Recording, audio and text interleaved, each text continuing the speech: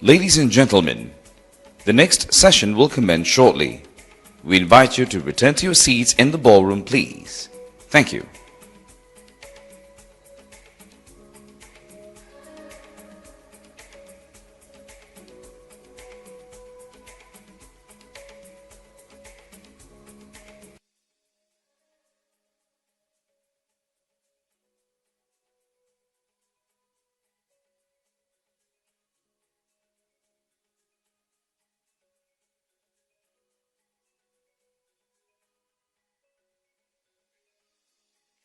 Ladies and gentlemen, the next session will commence shortly.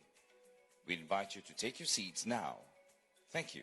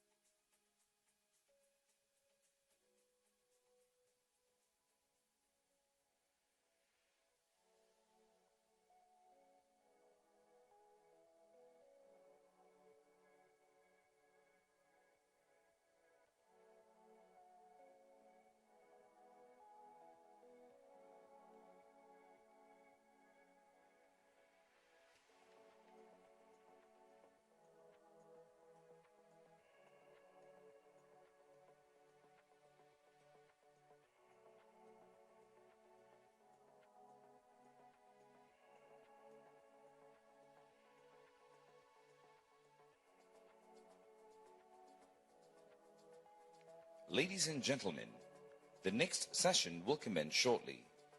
We invite you to take your seats now. Thank you.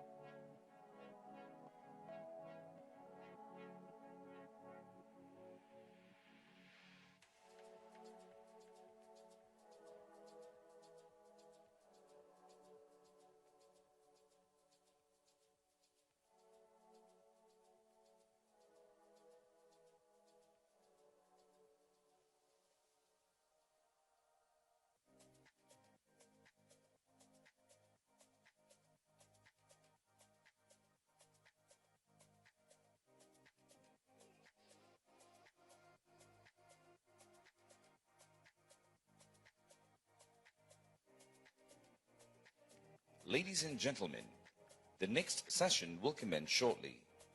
We invite you to take your seats now. Thank you.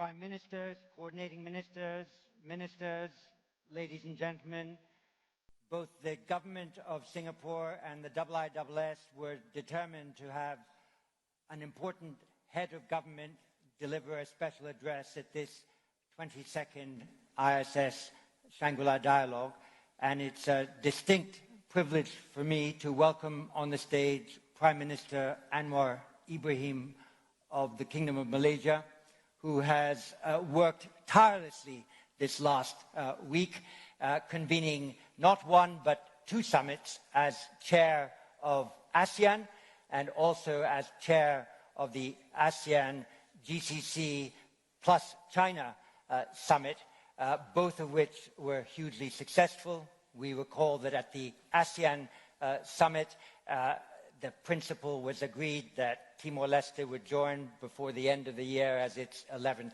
member, and the inclusion of China in the ASEAN GCC dialogue was vitally important and hugely of interest to the GCC partners that Malaysia was able to convene. It would be remiss of me in mentioning the GCC not to say that we too like to bring the Middle East and Asia together, and as we do the IISS Shangri-La Dialogue, we also convene at the end of October, the first day of November, the IISS Manama Dialogue, so we hope there will be strong ASEAN representation also at that event. And with that, I want to invite the Prime Minister to make his remarks from the podium and then have a conversation with us on this 22nd IISS Shangri-La Dialogue. Prime Minister, the podium is yours.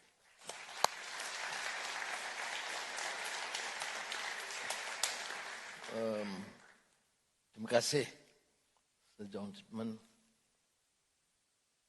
for this rare privilege and honor. Prime Minister Lawrence Wong virtually harassed me and forced me to attend. You see how influential is Singapore as far as Malaysia is concerned. Initially, I had to, decline because I don't have the expertise, defense issues. But you see, my good neighbor and friend insisted, and there's no way I can get out of it. Anyway, thank you very much, Lawrence Wong. And Ramos Horta is here. We're checking on us or what? Thank you again.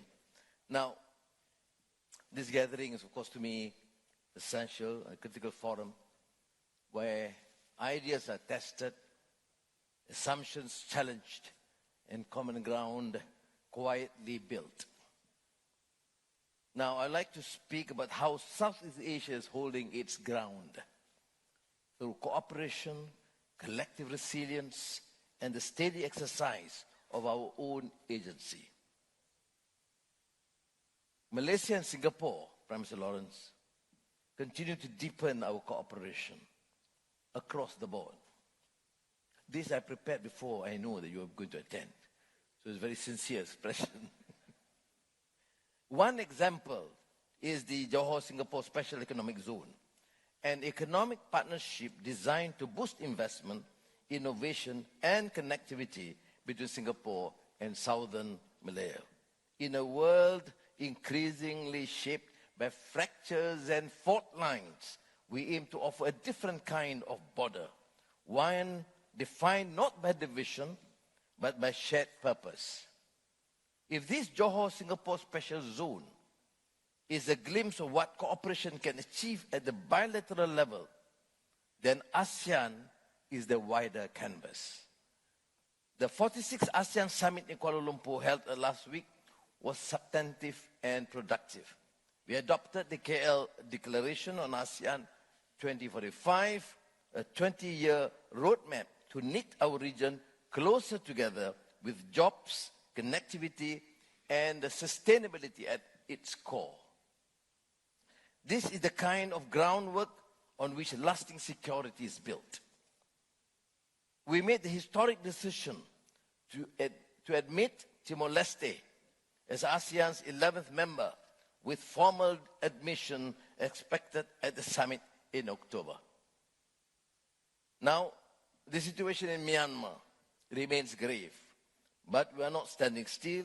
ASEAN does not seek to engineer outcomes, but we are equally clear that the 5-point consensus dictates that a resolution that excludes those most affected by this crisis will not endure. Myanmar's nationhood must be forged through inclusion, not erasure. Beyond our borders, ASEAN is widening its strategic aperture. The ASEAN GCC Summit deepened ties with the Gulf. This week's launch of the ASEAN GCC China Trilateral Initiative, unprecedented and momentous, reflects our intent to connect ASEAN's energy and talent with the Gulf's capital and China's scale. New tools like the ASEAN Geoeconomics Task Force are helping us navigate external shocks with sharper coordination and foresight. And while such headlines matter, the real strength lies in what happens beneath them, or what happens within us, as in what Tocqueville describes as the habits of the heart. Rituals that help to establish and sustain democratic institutions with a coherent moral ethos. And that gives us habits of cooperation, trade facilitation, cybersecurity frameworks, cross-border data rules, cultural cooperation. They may not be as dramatic, but they are no less vital, for they give Southeast Asia greater impetus to work together. And the more we act together, the harder it becomes to be pulled apart by external gravity. Preserving our autonomy is not about resisting others. It is about strengthening ourselves. This, in essence, is what ASEAN centrality is about. The same spirit shaped the ASEAN leaders' statement on global and economic and trade uncertainty. We warn of the dangers of unilateral actions, retaliatory tariffs, and the growing risk of global fragmentation. We affirm ASEAN's commitment to an open, predictable, and rules-based trading system, not because it is expedient, but because it is essential. Southeast Asia is not new to globalization. We are one of its original crossroads.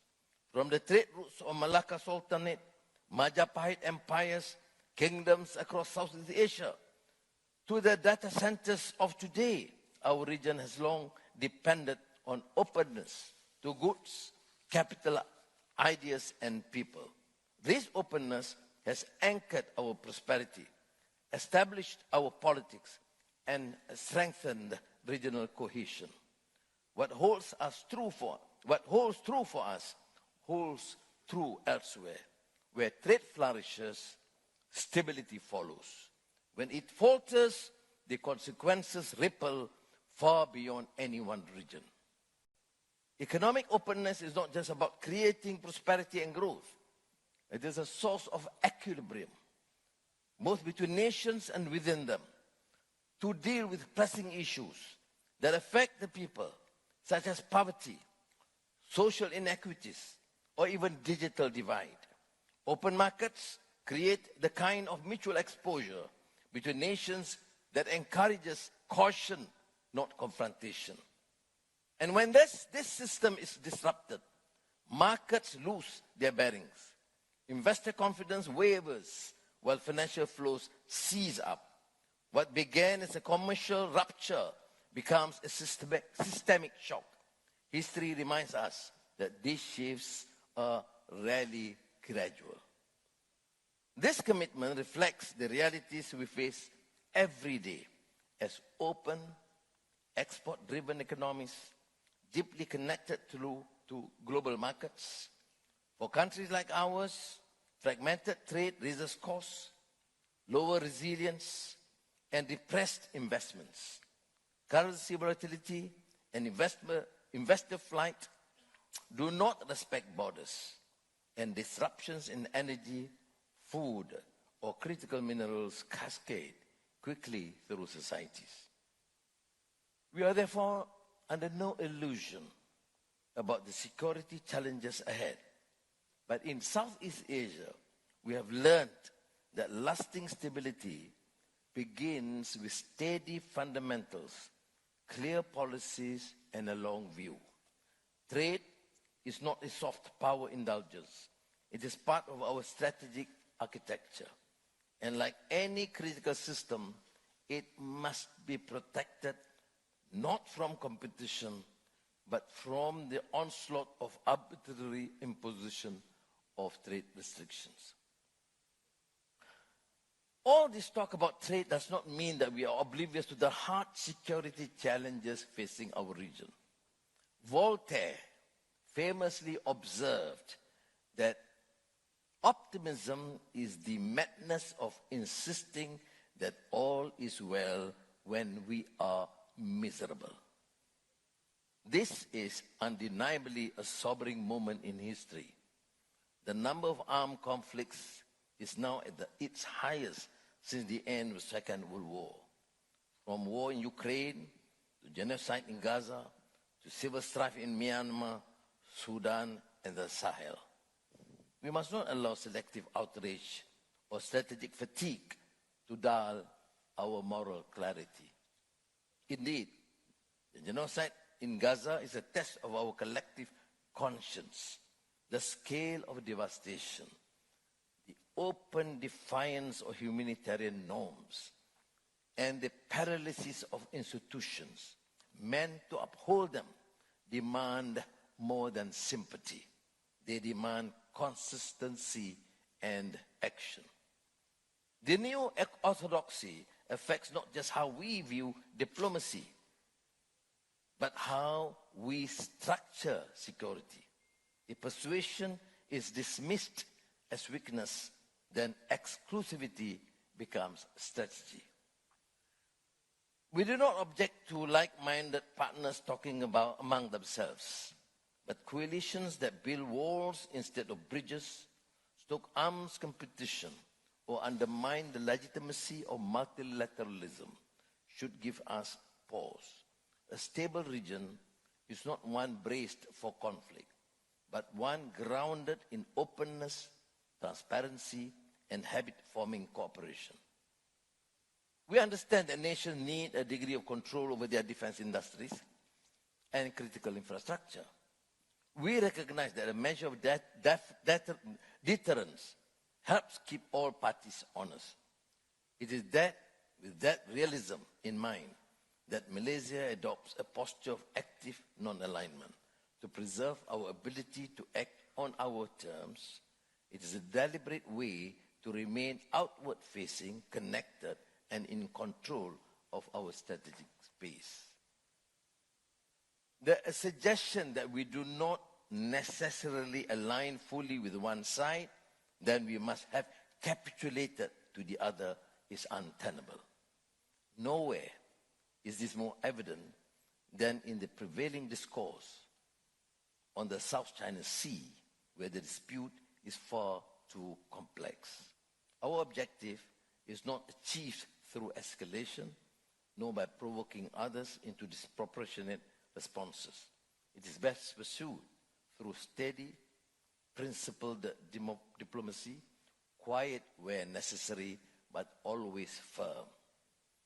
Malaysia remains deeply concerned about the potential for escalation among the claimants in the South China Sea. We have no interest in seeing tensions spiral into confrontation, least of all in waters so critical to our own security and prosperity. That is why we will continue to engage with all parties calmly, directly, consistently. We will urge restraint, encourage dialogue, and work to preserve the stability on which this region depends. Above all, we remain steadfast in our principled insistence that all parties uphold the United Nations Convention on the Law of the Sea. Prime Minister, ladies and gentlemen, Malaysia does not believe in spheres of influence. History has shown that when major powers attempt to divide the world into exclusive zones of control, smaller nations are often left voiceless. Stability does not come from carving up the map, but from creating space for all to participate meaningfully in shaping the order we live in. Our approach is one of active non-alignment. We will engage all who are willing, major powers and middle powers alike, not to set one against the other, but to maximize our own strategic space. Indeed, while we welcome a strong and enduring United States presence in the region towards fostering peace, we also value our vibrant and firm ties with China and our robust partnership across Asia, Europe, and the global South. What Southeast Asia needs is a dynamic equilibrium that enables cooperation without coercion and balance without bloc politics. For Malaysia, this is a deliberate and strategic posture to help preserve an open region, to assert our sovereignty, and to make our own choices. Terima kasih. Thank you.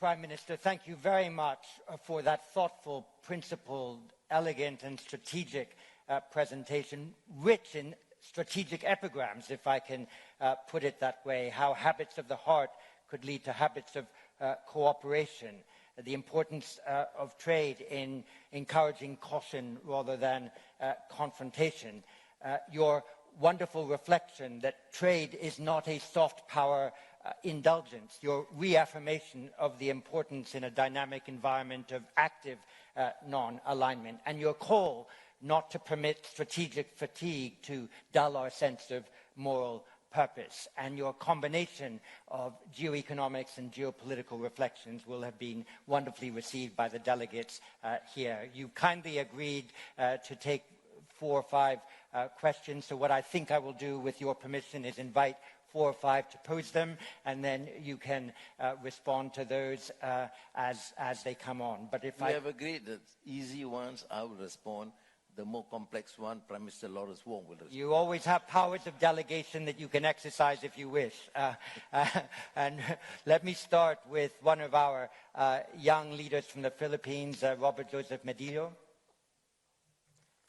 Thank you very much for your very insightful, principled and inspiring remarks, Prime Minister. My question is about the Laconia Shoal. Malaysia has been actively exploring and exploiting oil and gas resources in the area around the shoal, as it is rightfully part of its continental shelf, and it is within its exclusive economic zone. China has, of course, made an open criticism of Malaysia regarding this issue based on its illegal 10-dash line. Your Excellency, what is Malaysia's most recent view or position about this issue? How are you handling this, considering your robust economic relations with China? What are the challenges and or progress made, if any, to date? Thank you very much, Your Excellency. Thank you very much. And from Myanmar, what Is it Mr. Lawrence or me? No. Oh. No, I'm talking. Thank you, Mr. Chairman. I'm sorry, the Foreign Minister is not here, so I'm fine. Now, I thought we would take 2 or 3 if we could, okay, all right. and give you time to compose an answer to them. So, Kyo Get Aung from Myanmar. Thank you, Mr. Chairman, and thank you, Mr. Prime Minister, for your thoughtful remark. So, I have the 2 questions regarding the Myanmar, possible election. So, in Myanmar, the State Administration Council has indicated plan to hold their election under their constitutional and the electoral framework. So what will be the Malaysian position as the ASEAN chair on any possible election conducted by the SAC? And there is another scenario, if the China and some other ASEAN member states choose to endorse their SAC organized election, how will the Malaysia as an ASEAN chair respond to such division within the bloc? Thank you. Thank you. And from China, Chi Zhang. Thank you, Dr. Chipman. Good afternoon, Prime Minister. In your speech, you emphasize the ASEAN centrality. Nowadays, however, the United States is imposing high tariff upon ASEAN countries, trying to press them to take side. So, as the leader of the rotating chair of ASEAN, what can you do to make sure that ASEAN continues to play a central role in the region? Thank you. I'll take one more perhaps before coming back to the Prime Minister. Gatra Priyandita from Indonesia. Thank you very much, Dr. Chairman, and thank you, Prime Minister Anwar, for your remarks. My question is about international governance of cyberspace and emerging technologies like artificial intelligence, which is a subject that has been very important for Malaysia's chairmanship of ASEAN, but also more broadly in its engagement with the UN framework. More states are now developing cyber capabilities, and more militaries are now developing lethal autonomous weapons. There are a lot of concerns, obviously, about their growing use outside of legal and ethical frameworks. When there's growing distrust in cyberspace and about the uses of these kinds of technologies, and when there's a decline in trust in multilateral mechanisms, how can Malaysia, as well as more broadly ASEAN, make sure that states are held more accountable in cyberspace and the use of lethal autonomous weapons? Thank you. I'll add one more to the Prime Minister's menu as he writes that question down. Susanna Patton from Australia. Thank you. Mr. Prime Minister, you mentioned the importance of ASEAN holding its collective strength and unity. There is one ASEAN country that has been particularly on the daily front line of coercion within its exclusive economic zone by a much larger neighbour, China, and that is the Philippines. I'm interested if you think there is anything more that ASEAN could do to show solidarity with Manila. I think we have 6 or 7 items on your menu. Prime Minister, the floor is yours. You're not going to help me on this, right? Now, on the South China Sea, the consensus within ASEAN is UNCLOS, number one. Number two, to define it further, we agreed that there should be a code of conduct. And in 2 years back, I think in the session in Jakarta, Premier Lee Chiang made that commitment too. So we have to proceed towards that. That means there has been this sort of understanding. We're working towards that code of conduct to make sure that the explorations, the interests of countries be protected, and other countries, including China or United States or other countries, also respect that parameters. And right now, of course, there is no real clarity on exact point of reference. Now, this relates to even the issue of tension between Philippines and China, although I think, frankly, it's a bit more exaggerated, because I've seen my friend, President Bomo Marcos and Lee Chiang engaging, during the ASEAN meet in Kuala Lumpur. We hope that continues, because there is no way out except the engagement between countries, and we do support that position. I've mentioned this to President Bomo Marcos, that the engagement must be more constant and dynamic, so that we should refrain from escalating this sort of tension. It's not easy, but then that has been the consensus within ASEAN, both bilateral and multilateral mechanisms. Now, on Myanmar, after consulting my colleagues, ASEAN, I met both SEC and also NUG prime ministers. And that was a precondition before we continue or enlarge our support for the humanitarian crisis. As I've said, Smart Team Singapore was the first to arrive purely on a humanitarian basis. We, Malaysia, set up even the field hospital there. But the conditions, number one, immediate ceasefire, all sides. Number two, the humanitarian assistance must be given to all without discrimination. All those two terms were agreed upon, then we proceed. Of course, there have been complaints about incidences of violence, again, the spirit of ceasefire. But we have continued, and I think recently the spirit of ASEAN leaders is to call for continued ceasefire expanded and guarantee the safety of all humanitarian personnel in their assistance. And hopefully this would allow for dialogue. We have taken the initiative to invite some groups for a dialogue in Kuala Lumpur last month. And I've started, and I call my colleagues to send their teams, officials and military personnel and intelligence to continue to engage. But the parameters are very clear, the 5-point consensus. Now, about the elections, if the elections are fair and more inclusive, you do not exclude parties, then of course we are ready to accept, although it may not be perfect. You can't have sometimes we impose too stringent conditions. We joke about fair and free elections, and you can ask Al Gore in the 2000 elections. Of course, he would not agree with us, but then that's a position. But at least the broad parameters must be agreed upon. And this I have conveyed personally to the SEC Senior General Prime Minister of SEC, and also to the NUG Prime Minister. I do not want to preclude any possibility, but of course, elections is not the priority as far as we're concerned. First is peace and security. Second, humanitarian assistance. Number 3 is, of course, to have build up this consensus and be more inclusive. You can't have, for example, elections if you exclude some parties. Now, from Indonesia about the cyber space, cyber security, digital transformation, enrichment, and connectivity is all.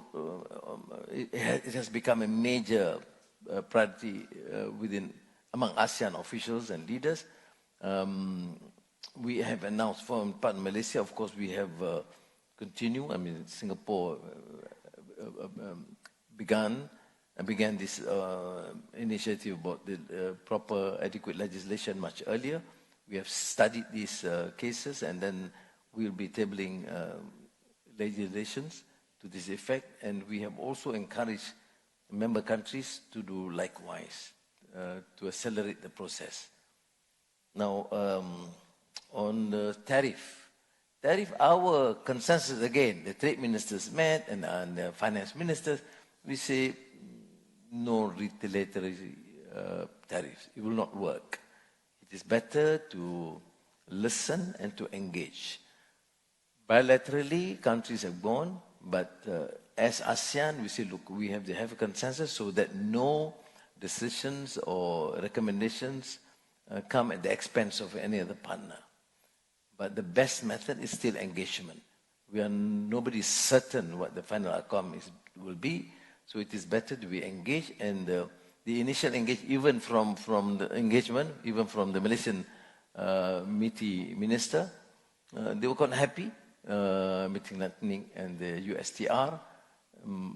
There were rooms to maneuver and discuss in detail. So we'll proceed at that. But principally, we all in ASEAN agree that we support a rule-based multilateral system and arrangements. So we do not support, endorse any unilateral action against the principle of free trade. But notwithstanding that, the option is to continue to engage. Best bilaterally, but also ASEAN as a group. I think I've covered almost all, right?